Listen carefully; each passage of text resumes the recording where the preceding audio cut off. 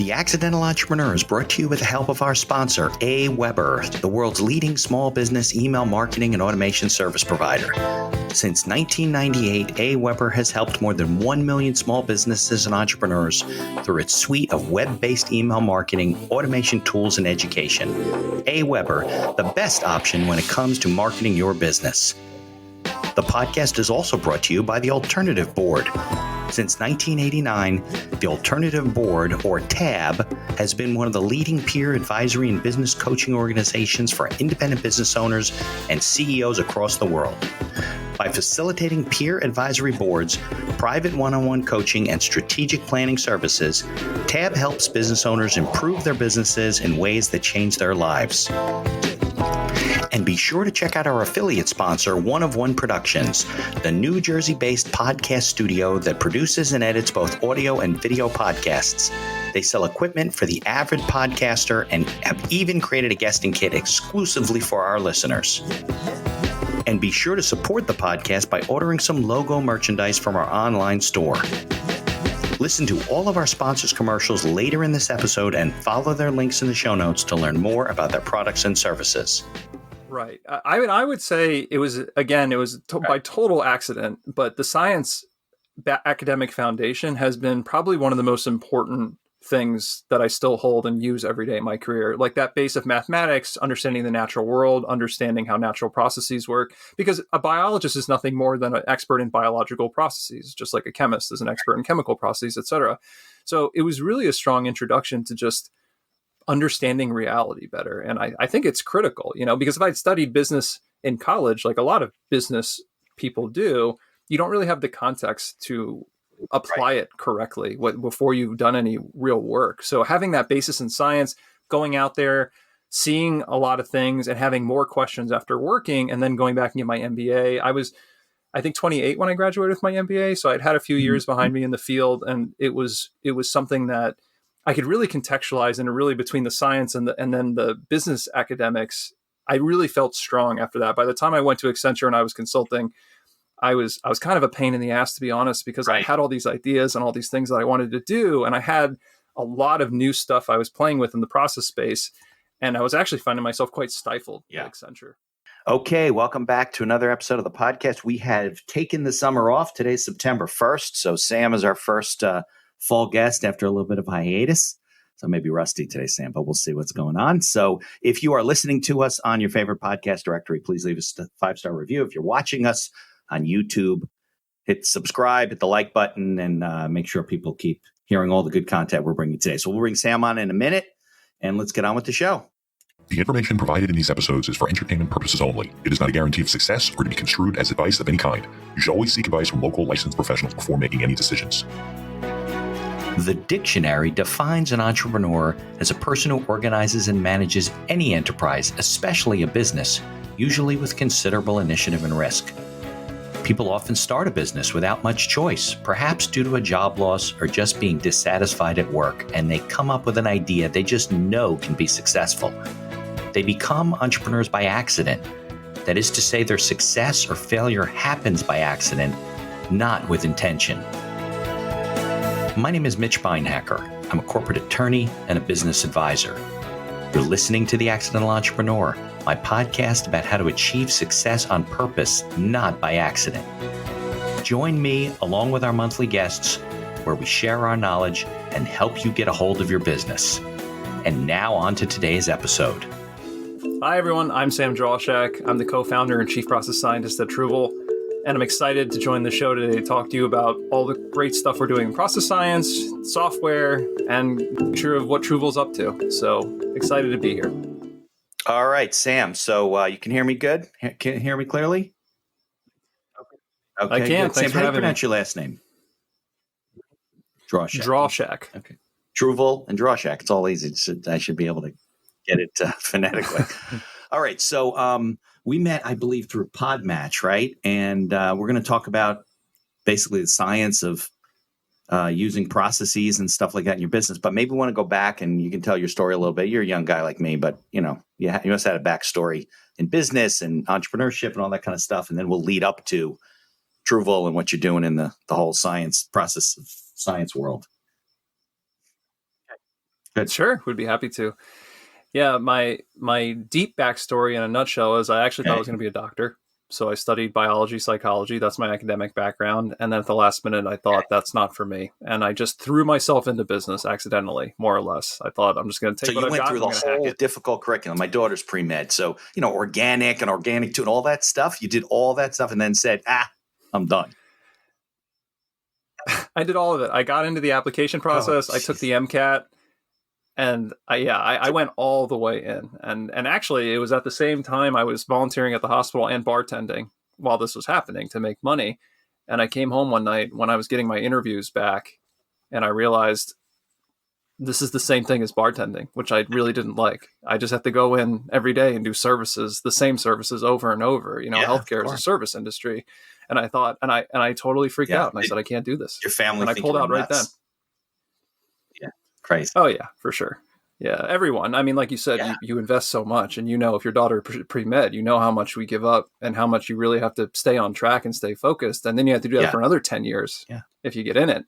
And it just was too much. It takes a lot for somebody to say, "Hey, I don't like this," instead of doing it for 30 years and then turn. Because I have interviewed people like that, right?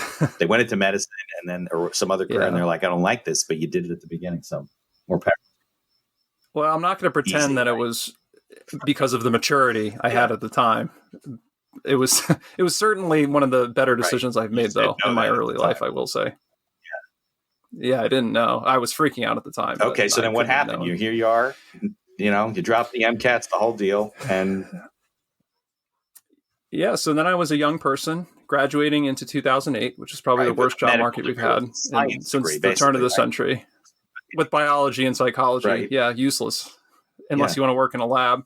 So I actually got a job doing basically chemical and biological engineering in a water and wastewater treatment company. So it was a decent transition to business. And it was actually there where I was introduced to just process engineering in general, because it was a very process oriented job. So it was physical. We were on site. We were doing water and wastewater treatment equipment. And we were the young guys, so they were sending us out, and our whole life was in the field. So I was traveling, I was experiencing different, very rural locales, actually, is where water and wastewater treatment plants are usually. Yeah, even for New York City. I think their water comes from upstate New York on big pipelines, right? So that's what you're dealing with, like water utilities. Right, yeah. Treatment plants. The treatment plants, they're either doing sewage or pulling out a river. So it's actually very fascinating stuff. And that New York City pipeline you're talking about, it's like a 27-foot diameter pipe that it pulls. Yeah. Oh, yeah, it's incredible. The amount of water flow is mind-boggling. That's like for a whole nother conversation. But yeah, water treatment is a fascinating chemical process, a physical process, getting water to people, cleaning up water, returning it through the water cycle. So it was really good early exposure for me into not only different aspects of business and working with different stakeholder groups. You have plant operators, which are all unionized labor, and then you have cities and municipalities. Then you've got the engineering companies who are actually doing the sales. Our competitors were GE, Siemens, some of the bigger kind of conglomerates in the space. So as a young person, I got exposed to a lot of different pieces and aspects of business in this role. And I realized I knew nothing about business. So I ended up having to go back a few years later and I got my MBA. So I started to enjoy the transition from science into more process engineering work. I went back to get my MBA. And then after that, I went in and basically did a number of consulting. So roles. My entire career has mostly been either consulting inside a company, doing process engineering type work, or I actually ended up moving on to Accenture eventually and doing consulting. So wasn't that your science background was a waste? You ended up, you couldn't do what you do just having a general business background and an MBA, because you wouldn't have the science background, right? Right. I would say it was by total accident, but the science academic foundation has been probably one of the most important things that I still hold and use every day in my career. Like that base of mathematics, understanding the natural world, understanding how natural processes work, because a biologist is nothing more than an expert in biological processes, just like a chemist is an expert in chemical processes, etc. So it was really a strong introduction to just understanding reality better. And I think it's critical, because if I'd studied business in college, like a lot of business people do, you don't really have the context to apply it correctly before you've done any real work. So having that basis in science, going out there, seeing a lot of things and having more questions after working, and then going back and get my MBA. I was, I think, 28 when I graduated with my MBA. So I'd had a few years behind me in the field, and it was something that I could really contextualize, and really between the science and then the business academics, I really felt strong after that. By the time I went to Accenture and I was consulting, I was kind of a pain in the ass, to be honest, because I had all these ideas and all these things that I wanted to do. And I had a lot of new stuff I was playing with in the process space. And I was actually finding myself quite stifled at Accenture. So I didn't last at Accenture very long. And I really decided at that point, I needed to go out on my own because I wanted to try all these things. I didn't want to just be a template, jockey basically, and kind of take what people had been giving me and go do it with clients over and over. And this is where also, from an entrepreneur perspective, I had a real problem with how consulting works, all the consulting out there, because there's a bad incentive structure. There's no incentive to empower clients, because then, the best consultant is the one that puts himself out of a job. So there's an inherent conflict of interest with doing consulting work. And also, you can't, if you work with the big box consultancies, even the small consultancies, you can't work with small and medium businesses effectively. They just can't afford it. So you're dealing with clients. And there's no access. It's not entrepreneurial, and it's not creative, and you're dealing with, I'm sure, levels of management that you got to report to, and you just keep consulting and keep doing what you're doing, and Yeah, and there's just so many layers of hierarchy, and there's so much money in that space. So, I spent a little more time here in my background because this is the start of this discontentment with the consulting space, with a lot of how the work was being done, and this real desire to help clients in an authentic way, and also to create accessibility for smaller SMBs, people who need this consulting help but can't afford it, and there's no resources for them. They can't hire Accenture. They have to always hack it on their own. So it was around that time where I moved to Manhattan. So I had a 5-year stint in New York City. And then it was at that time where I just took another job as a process scientist, a process engineer, in a large law firm, actually. So we actually we have some intersection internal in our career paths, doing processes for the law firm. Right. Yeah, you might have heard of them. A large law firm, Fragman, Delray, Bernstein, and Lowy. They do immigration law. They're a pretty big player in that space, and they were building a process center of excellence because they were also having challenges scaling, and they were an international outfit. So I was hired as a ex-Accenture disgruntled consultant to help them start this process center of excellence. And at that time, I also started consulting on my own because I had this desire to experiment and go out and use these process techniques I was developing for other clients. So I worked it out with them eventually, not at first, but eventually I worked it out with the law firm where I was their head of process. And I was also out doing consulting and process consulting for clients and trying new methods and kind of pulling it all together. So I was burning the candle at both ends in my time in New York. But that's the New York lifestyle. And then you don't have to give up a job and start fresh and have no income and whatever. It reduces your risk of doing it, Yeah. For sure. Yeah, I was working a lot, but it was fun. I think I tell people all the time with entrepreneurship, if you're not having fun, then it's not sustainable because you end up putting a lot of time. It's not like easy being an entrepreneur. People think, oh, well, you can work whenever you want. You're your own boss. Yeah, whenever you want is 24 hours a day. You think about it when you're sleeping. You wake up in the morning, think about the things you got to do today and next week and the week after. And, I forgot to do this. And I wonder if my secretary sent out that. Oh, yeah, she sent me an email. You know what I mean? It's always going through your head as opposed to when you work for a company.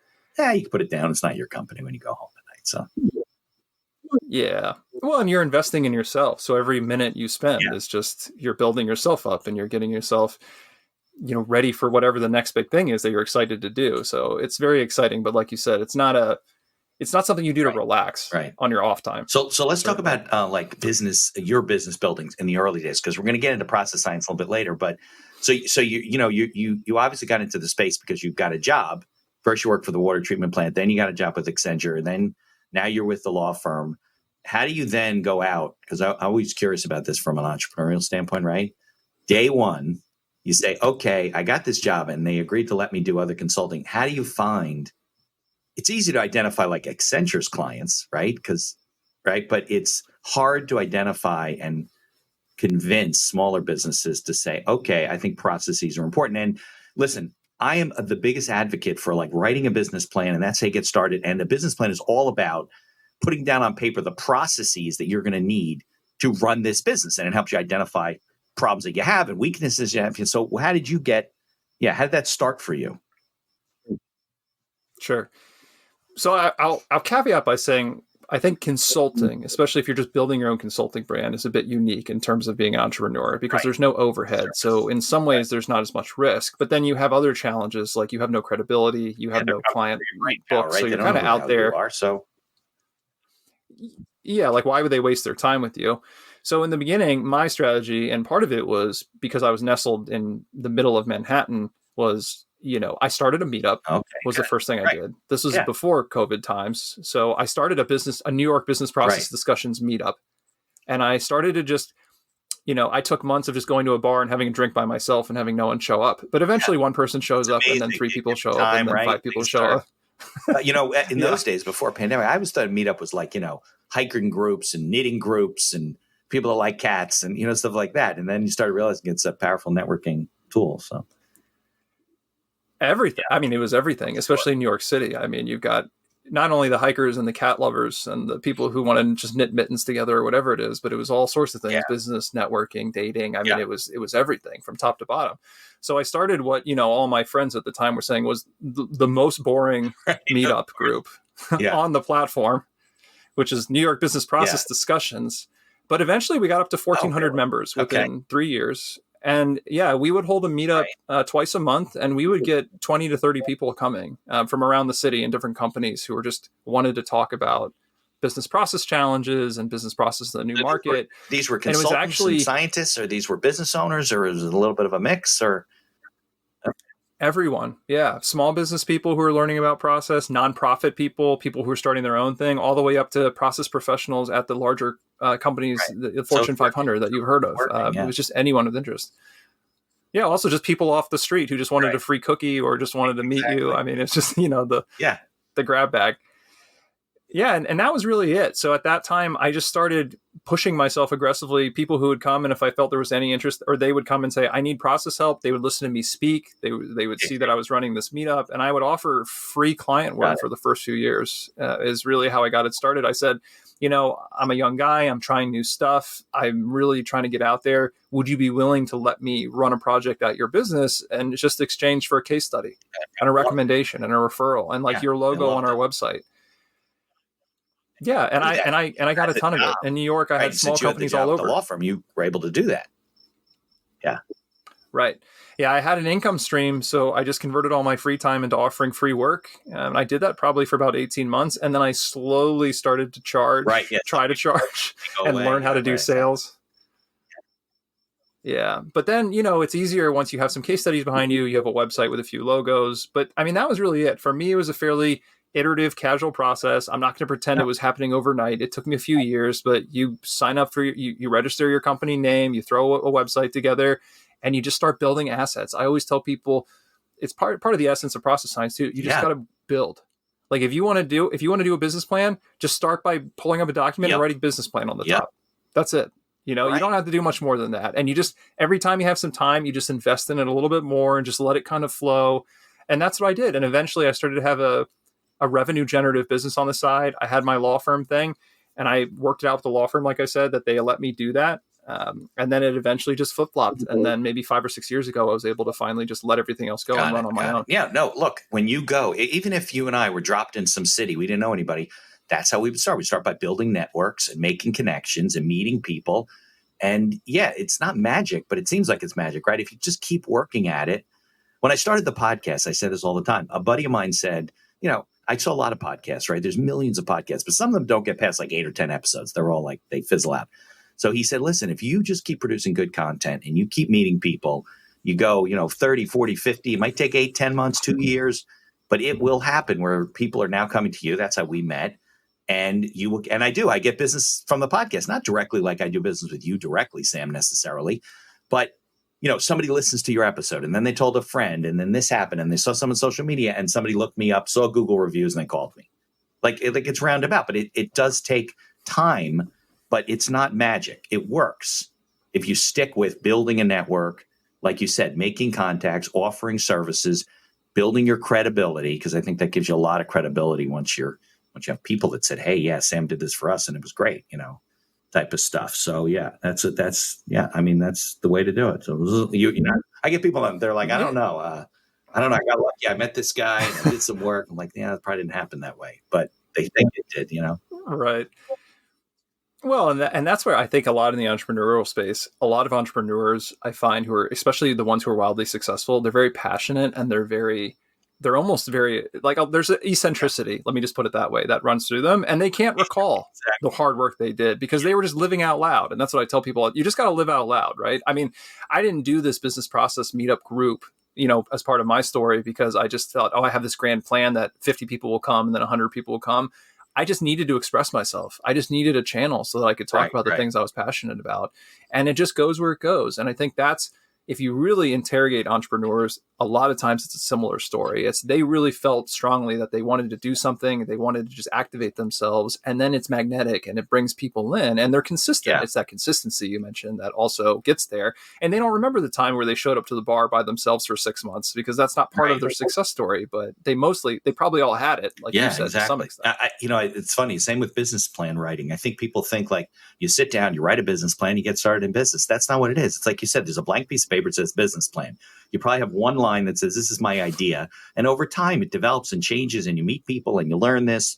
So I'm curious because probably the people that needed you the most were not coming to these meetings, right? So the people that are coming to the meetings are somebody that's already interested in, recognizes maybe that they have process problems or is a consultant in the space. So how did you start identifying the people that really needed your help that maybe weren't coming to these meetings? Were there referrals from other clients? How did that happen?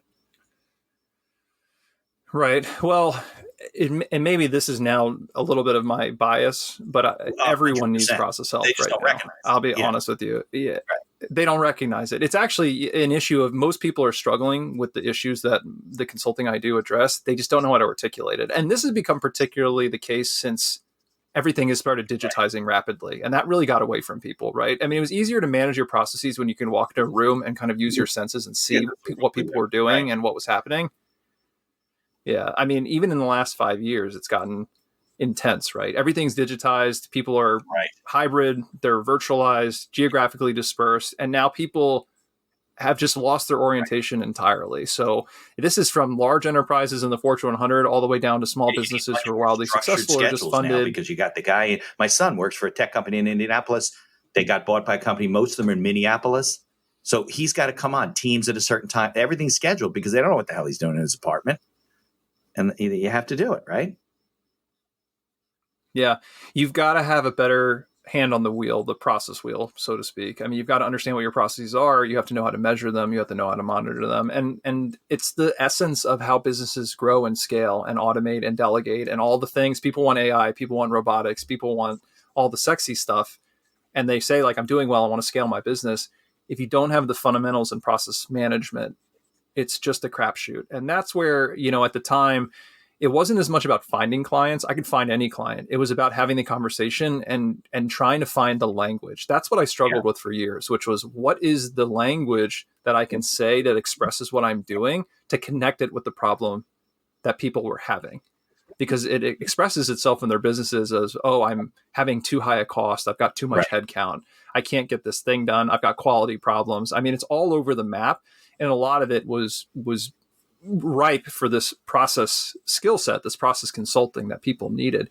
So that was a lot of what it was. And doing the work and being in the field, refining my methods, refining my sales pitch, and just being able to communicate with people at different industries, different levels.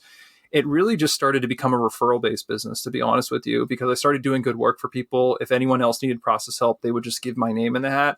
And now most of my consulting business, because right now I've just started a software business. That's where I am at present. But the consulting business is mostly just referral. I don't really, because I keep my costs very low. I never try to scale an agency. I didn't want to become the next Accenture. So if I get a few good contracts a year from referrals, that's all the revenue that I need, really. What are the common things that you see, that the shortcomings of the businesses that you're coming across?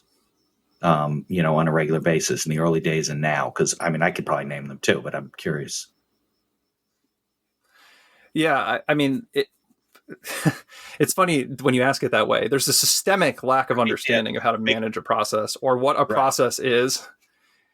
Yeah, but I'd say physically, one of the biggest problems that people have is that they don't know what their operating processes are.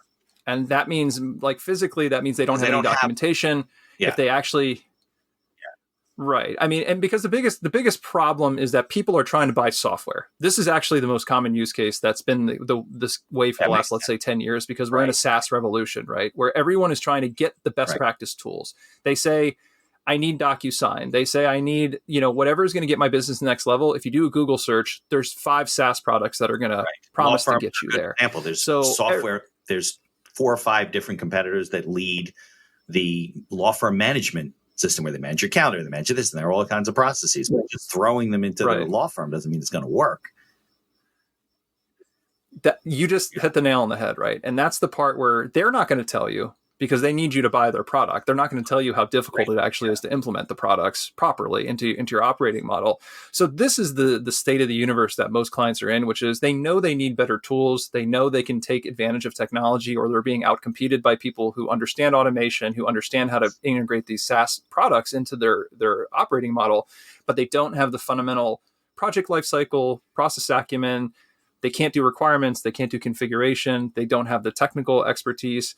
And it's a struggle, because their business strategy is essentially buy these best practice tools and deploy them to reduce costs and become more effective. They don't know how. So that's a use case that I tackle for every scale of company right now, which is, how do you actually implement technology properly? How do you actually take advantage of automation and scale? And that, I would say, is probably the most tangible use case that's coming up all the time, but it always speaks to a lower level of businesses just do not understand how to speak process. They don't know how to document it. They don't know how to communicate it. And that's the biggest problem. If I hire a SaaS company, their first question is going to be, what's your business process that this tool is supposed to be helping? And there's nothing. It's not written down. People can't talk to it. They don't have a marketing program. Yeah, absolutely. I have this vision of, like, the business owner getting started. Maybe he's got one assistant, right? He or she's working with him. And then they start to sell stuff, and then maybe they add some other employees, and they take on space, or maybe they took on space to begin with. And all these things kind of develop because it's their image of, and they probably don't have an MBA, and it's their image of their business. Their business is going forward, and all these processes are going on, but they're totally unrecognized. They're not organized, and all these people end up doing the wrong things at the wrong time, and there was no way to measure. Let's not even call it business planning. It's called strategic, planning. That's why, as you get there, and then you can say, okay, well, we're having trouble getting to the next level. We need a guy like Sam. They can't even recognize, like, why they're having trouble, and they're having trouble. But I think that's the biggest problem. Is they got all these people, and departments aren't communicating, right? And you get all these different issues, and then we bought this great system. Clio's one of the big ones in the law firms, right? We bought this system. My old firm, I had a bunch of partners. We were going to install the system, and it was going to be like $1,000 a head. And then one day I went to my CEO and I said, nobody's going to use this. Like, they're not doing it now. So why are we investing in this when we got to figure out how to, make it work first, and how these guys are going to adopt the tools, because they're all different ages, and some are almost retired. Some of them are younger. And it was just like, we're going to invest $12,000 a month for nothing. It would be for me to use for myself, And it was So you asked about the common problem. Right? What you just described is the common problem. Yeah, and it goes different ways. People will buy the software and force people to use it. People will buy it, and then they pretend to force them to use it, and there's no compliance, and everyone goes back to using Excel and email, and they just kind of use around it. And then, like you said, you didn't actually decrease your cost burden. You just increased it over the business, because you've got this tool that you've bought a license for, and no one can deploy it properly. So this problem manifests itself in very different ways in different parts of its life cycle. Everyone wants the technology. It's very more complex than people think. So how do you start approaching that as the person who's coming in from the outside? You got a 20-person organization, so in a small company. Where do you start as the consultant? Yeah, no matter what your problem is or what is going on, the starting point is always, we have to write down your process. What are you doing? What is your process? That's what you're saying. Right? What is it?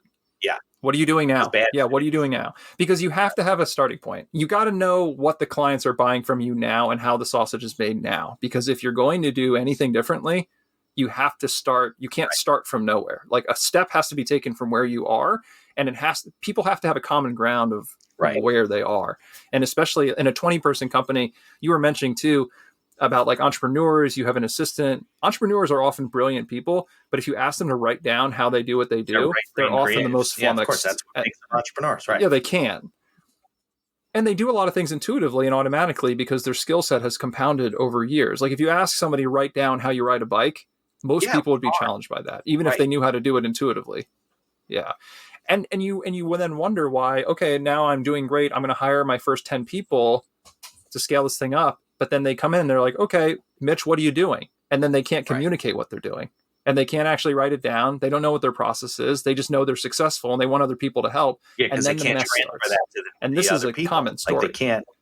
Yeah. Right. That's right. They can't communicate it. So no matter where you are, what you're doing, the first thing I do with clients is always, we got to map your processes. I usually make process documentation. A lot of why clients come to me is because I've cultivated a skill set where I can make those documents painlessly and quickly and accurately. Sure. Right. Because there's so many challenges there. We could go in a lot of different directions. Why process documentation is so difficult. And that's where we get to like what I'm doing with Truvle now. But if you can't write it down, then you can't measure it. And if you can't measure it, you can't manage it. And that's just fundamentals. So, when people say, I want to fix this, what do you want to fix? Tell me what you're doing today and how it works. Right. Because I guess in reality, every business has processes. They may be terrible, but if a piece of business comes in the door or a lead comes in the door, something happens, right? It's a question of a lot of things and the wrong people may be touching it, whatever, but there is a process. Getting it down is difficult. Okay, why don't we do this? We just did about 30 minutes. Let's take a little break because I got a few people that pay me a little bit of money to support the podcast. And then we'll come back and we can talk about Truvle and, the whole genesis of it. For some of it is for obvious reasons of the stuff we've talked about. And then what it is and how you're working with people and the whole thing, because this is such an important topic. I hope people that are listening get that the processes of writing down things and putting it in place and understanding how to communicate it to other people is so important. So let's take a break and we'll come back and do whatever the next thing we do. Here's a word from our sponsors. Looking to market and grow your business? Or perhaps you're just getting started and want to hit the ground running? Aweber is the best choice for online email marketing and automation of your business. From maintaining a subscriber list to drip campaigns and landing pages, Aweber gives you tools and integrations that make marketing easy and fun. As our partner and sponsor, we use all their tools to promote the podcast and market our law firm. Aweber, the best alternative for online marketing. For over 30 years, the Alternative Board, or TAB, has built a thriving community of forward-thinking CEOs and business owners who want to radically improve their companies. Through unique combinations of one-on-one business coaching, participation in monthly TAB board meetings with other non-competing owners, a suite of strategic tools, and customized strategic planning workshops, TAB membership can deliver greater strength to your business and a better work-life balance for you and your family. All packaged in a streamlined and affordable service that the people at TAB invite you to try risk-free. Maybe you're looking to get into podcasting, or you just want to market your business. Maybe you want to do it for enjoyment, or because you have a message you want to get out there. One of One Productions is a New Jersey-based studio just over the George Washington Bridge that caters to the booming business of podcasting. They offer a comfortable atmosphere using the latest technology available to record your podcast. And they are a full-service media company offering both audio and video production services, creating both audio and video podcasts, as well as video shorts for business and personal use. Professional audio equipment packages are available through their website for all budgets. And be sure to check out their podcast guesting kit, created especially for our listeners. Follow the link in the show notes to learn more about all of our sponsors. And now back to our show. Okay, and we are back. And, Sam, it's funny, before we get into Truvle, and I'm sure that wasn't your first intention when you started your company, but it's interesting because when back in late 2019, 2020, I broke up with my partners and went out on my own. And, and I was very adamant about, I don't want employees anymore. I don't want to payroll, all that kind of stuff. And I have, consciously instituted processes, and it's not all one integrated software package. I have different tools and things. So my marketing goes on all the time. You book an appointment, it goes on my list. The list sends you a drip campaign, then you learn about the podcasting and learn about what I do. And when I finish a matter, somebody gets a letter to review us and all that kind of stuff. It took me a long time to put those processes together. It also took me 30 years in business of experience. I didn't have someone like you to say, hey, you should do this. Now I'm coaching other attorneys. But law firms, for example, are so, I hate to say this, employee heavy, personnel heavy. I know some partners that have like 5 partners and they got like 40 employees. Like, I don't know what these people do. Now, some of them are litigators. I don't litigate, but sometimes they could be doing 5 or 6 million in revenue and the partners have to put money in. I mean, so I didn't want that. So a lot of stuff I do, and that's why it resonates with what we're talking about, is everything I do is process oriented. I don't want to touch something twice. I don't need a secretary answering my phone who sits here next to me, that type of stuff. So I'd like to know from you with Truvle, like when you got to the point and you said, listen, geez, I got to make a tool for these people. I mean, because I'm sure that's kind of how it came about, right? That's exactly right. It came about because I, like you, well, in consulting, again, it's a little bit different than legal services, let's say. But, if you're consulting on your own, you're doing well, you can go a few different ways. You can say, I'm happy with just making revenue and keeping the quality high because I'm the one doing it, or I can scale an agency and I can try to get more fees by becoming the next Accenture, the next Deloitte, McKinsey, whatever it is, essentially. And, as I mentioned earlier in the episode, that's not a model for me, right? I tried it, hated it. I don't want other people's problems. I can make my own problems, Right. Right. Well, and also when you're talking about the quality of a consulting method, the knowledge, it's a hard thing to teach somebody to like scale for you and like go off and say, I would not feel within my integrity to say, okay, I'm training a junior person to do what I can do now and then send them out and use them as my proxy at client side. I think that's a tough sell. So in my evolution, and like you mentioned, I was running into the same problems. I'm running into a lot of the same challenges. Like, I'm also, as a consultant, like, how do you? Right. Or even when I leave an engagement, next, right? People kept, you like, for me, consulting with integrity means increasing clients' capabilities. So they don't come back in a year and a half and everything's like chaos again. Right. If a client calls me back after a year and brings me back and they're in the same situation they were when I left them, then I failed my first engagement. In all honesty. Right. Yeah. Yeah, ultimately. And the biggest problem we really came back to, you can teach clients a lot of things. And I've had a lot of success over the years, even offering training, coaching, teaching people how to manage process. But the biggest hurdle was always just documenting processes because there's no tools out there. So this is really the genesis of Truvle, which was that it's not like I'm trying to solve the world right now. I'm just trying to give people something with a lower learning curve and more accessibility so they can document a process. Because today, all of the tools, just to give a quick summary, are blank page. You have to learn a language to understand process, and you just have to take shapes and you have to start orienting them yourself. There's no formatting help. There's no opinion to these tools. It's just everything is a whiteboard, and you just have to draw on them. And that's very intimidating for people. People try to do process documents in PowerPoint. They try to scratch them out on paper. Right. It just takes hours, though. It takes hours to line up the boxes. I know that sounds dumb, but it's like people don't do this because it's so time intensive to make something that's readable. Yeah. Have you ever tried to make something they had to present of any consequence where you had to line up boxes and shapes and draw a picture of a process? It's just painful for people. And no one is trying to solve this particular issue. I just, my genesis of Truvle was if I could just help clients and entrepreneurs and anyone really feel more empowered to write down a process properly and feel emboldened to share that information with people, it'd be solving a huge problem that I'm seeing over and over and over. I mean, every engagement, I've tried to compress the time I spend just mapping process because the fun part is talking about process. The fun part is not just documenting what's going on. Yeah, it's analyzing, it's designing, it's transforming, planning for the future. How do we evolve our company? But if you've got to start at square one with every client, even if I was going to scale my own consultancy, I needed this tool. Yeah. If I wanted to just make sure that I could do a few more clients a year and help people at the same quality level, I needed this. So that's really the genesis story. It's, process documentation is not super sexy, but it's something that everyone needs. And I'm just trying to build tools that help people be able to do it better. Look, without it, you can't do two things. One is recognize your shortcomings of the way you're doing things and that you can improve. And second of all, you can't add people to the organization because they got no idea what you're doing and you can't train them or no job descriptions and whatever. And you bring someone on, you're like, Sam's got a lot of skills, and they start throwing things at you. These organizations, right, where they go, well, if we lose Sam, we are screwed. It's still the majority of them. I mean, at most companies, and you'd be shocked. I mean, if I know we're speaking to a lot of entrepreneurs and smaller companies, but even the biggest, most established companies in the world, the main training regime is still train by shadowing, which is just you join the organization and you just fool around for 3 months, just listening and looking. That's how people learn. There's no other way to do it, especially in a digital environment.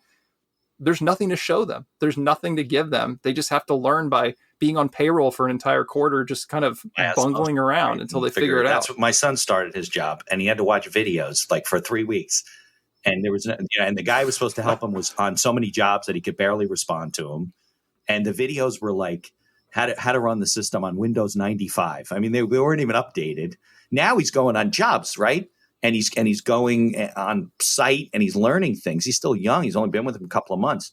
You're right. They probably paid him for 90 to 120 days to do nothing. And then one of his good friends from college just joined the organization and joined his team. He calls him. He goes, well, what am I supposed to do?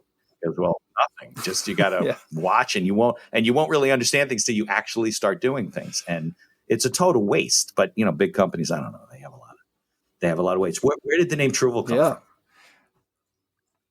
It's a short amalgamation of true value and being able to identify true value, but also it came because it was one of the only domains of the .com left in the world.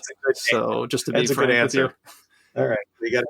Yeah. I mean, I try to be practical with things, and the pirates have bought every single 4-letter domain.com there exists. So unless you want to bid 10 grand for them, you got to get a little creative. So I can't pretend that that's not part of the conversation. You see some of these domains that are like 47 letters and you're like, oh my God, that's ridiculous. You can't do it. Like, you have to start then going to .io. A lot of the tech companies are doing that things, but call me old fashioned. I still wanted to do that, right? You could do make up your own dot, right? Can't you? I see law law. Once all the tech companies started doing it and the unicorns started using different domain names, they started to make it cool, but we're not there yet. We're kind of like, you still go to Google look for the thing. We're trying to play it right. For 10 grand. You're like, what? Exactly. Startup companies. Okay, so let's talk about the tool. Let's talk about Truvle and what it does for the business owner and where they get started. And do they have to have you first as a consultant and then they use Truvle, or is it something they can just go and sign up? It's just the latter. So, if you're not getting my shtick, I really want to do consulting without being there. That's my ultimate dream, which is that I want you to be your own consultant. That's the mission of You don't want to be the guy. Everybody relies on you all the time. That doesn't work. Yeah, I certainly don't want to be. I don't want to be in the middle of things, because then again, I'm not doing my job right. So the whole Truvle concept is that helping companies do their own consulting work, essentially, and building a suite of tools and eventually an ecosystem. We don't have it today. We're in the beginning stages, but eventually we want to have an ecosystem where you sign up for Truvle products and you can be your own consultant. You can assess your own process problems. You can be your own strategist. You can empower yourself with the knowledge and tools and methodologies you need to be successful. And that would be for anyone at any scale. That could be an entrepreneur. It could be a Fortune 100 company. So Truvle right now is just on the cusp of releasing this first process mapping product. So we're pre-launch, basically. Beta but we're launching now or anything. You can sign up right now on Truvle.com for the beta, and we're opening it up for testing this month, actually. So we're right there now. And then we're hoping to be some saleable product by first quarter, beginning of the year.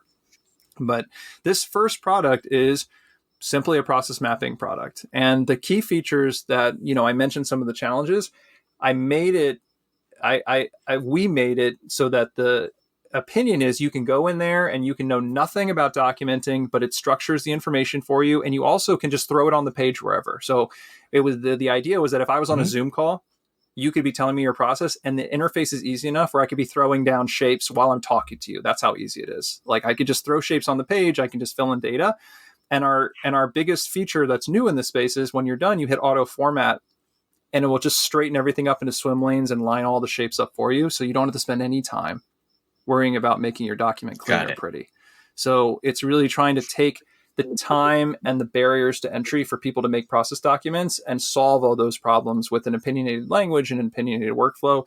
And our hope is that people will get this product and they'll get addicted to writing down their processes, communicating process information, and structuring process data, because that's the start of every conversation. That would be like that's my ideal world, like getting people to write things down. I just wrote a book. I don't think I told you I was writing a book. It just came out. It was called 10 ways to get sued by anyone and everyone. It's a small business owner's guide to staying out of court. And the main theme of the book is about putting things in writing. Like, we never remember anything. Our minds are these boxes with sticky notes, and the sticky notes are all on the wrong things. And so you need a business plan. You need an operating agreement between your partners. You need employee, agreements, an employee handbook, and, all that type of stuff. There's some other legal stuff in there, but the main theme is writing things down and creating, a process to deal with whatever it is you deal with. Not just doing business, but problems that occur, disputes between partners, and all that kind of stuff. So, it's everything. Yeah, like you said, it's your audit trail, it's your liability cover. I mean, there's so many different things that having a process document that you've written down and you've approved, that you've been able to share with others, you've been able to use as a training document, you've been able to use as a basis for your technology, your rollout, whatever it is. Everything starts there. So, like you said, I mean, I can't overemphasize how important it is to get in the habit of, even if you have no interest in Truvle, start writing it down on pen and paper. Like, you just got to start writing out what you're doing and how you're doing it. You can't fix it if you don't know what it is. Yeah. Or improve it or change it or whatever. I tell people, if you were 30 years ago and you were in a plant, it's easy if the oil is leaking under the machine. You can just look at, everyone just was walking around and said, hey, there's oil leaking under that machine. There's not much of a consensus that's needed. There's a process that's broken. But now you don't see anything. If you're legal services, if you're a law firm and you're just working on computers and everyone's remote, where's the oil? You don't even know what you're doing. You don't know where the data is moving. You don't know who's touching it. You don't know what systems it's passing through. Because you don't know they exist till it's too late. You're right. You can't use your senses. Yeah. Writing it down and being able to look at a process means you can engage your common sense again. If you don't have that, you're just guessing. No, look, law firms the same thing, right? They have ethical obligations to clients. They have deadlines to meet. They have court responsibilities, and if they screw those up because they don't have processes in place, good luck. And you won't find out about it till you get a claim with your carrier, and then you're in a malpractice suit. It happens. I know guys that do work in malpractice, and they have the craziest cases. And I'm like, how did the law firm forget to file, this document or appeal this or whatever? And they go, we don't know. They won't admit why, because something fell through the cracks. They don't do it on purpose. I mean, I've seen the millions of dollars I've seen just burn up because of process errors and just people who just don't have any idea what's going on. And throughout my career, I mean, I could have probably bought a small country by now. Yeah. I got a chat from somebody. Is that from your office? Wrapped around 11:30. Yeah, we'll wrap around 11:30. So somebody from your office chatting me. So, okay. So, is it open in terms of beta? Like, could people go and sign up right now? Or they can sign up, and if you go to Truvle.com, Truvle.com, you can sign up. And then what's going to happen is within the next 2 to 3 weeks, you're going to get an email that offers, if you want to join in the beta, if you want to get into testing, if you want to engage in our community and kind of be part of our initial tribe, then it will be for anyone who wants to opt in. There will be options to get deeper and deeper, and then you'll be able to get testing links. You'll be able to get early product versions, and that's all this exciting stuff that's happening this quarter. All right. So how can people interact with you? Can they follow you? You're on LinkedIn. You're doing kind of stuff, or better go through? Yeah, of course. I love people reaching out to me directly. I used to be a big Meetup guy until COVID destroyed Meetup, and now I don't see anyone anywhere. So if you want to reach out, I'm on LinkedIn at Sam Drauschak. You can reach out to me there. I also love to get emails. I love email. I'm one of those people. So sam@Truvle.com, very easy. Please feel free to reach out. And really, I'm pretty easy to find because there's no Drauschaks online. So if you just type in my last name, just reach out wherever you can. Right? Yeah, if they can spell it. Hopefully it'll be in the show notes somewhere. Put it in the show notes. Well, Sam, I can't thank you enough. I hope people understand such an important discussion, and it's kind of like what I'm talking about all the time if people are listening to me. But you're obviously taking it to the next level from a scientific standpoint and actually providing tools for people to improve their businesses. So I can't thank you enough. We'll go to the closing credits, and we'll get you in the show notes, and people can hopefully reach out to you and get on Truvle and start improving their businesses. Sounds great. Thanks for having me. It was a pleasure. Thank you for listening to this episode of The Accidental Entrepreneur. Opening and closing music written and performed by Howie Moscovich and made to order music. For information about Howie and his music services, please follow the link in our show notes. If you like the podcast, please tell others about us. You can find us on Apple Podcasts, on Amazon Music, Spotify, Google Podcasts, and most of the other podcast directories. If you like what you hear, please leave us a 5-star review and feel free to share our episodes on social media. If you have any questions or comments, ideas for the show, or you'd even like to appear as a guest, reach out to us by email at info@beinackerlaw.com. The Accidental Entrepreneur is hosted by Mitch Beinacker and produced by Beinacker Law. If you'd like to learn more about our business and legal services, you can find us on social media or visit our website at beinackerlaw.com. Thanks for listening, and be sure to subscribe to our feed to be notified of all future episodes.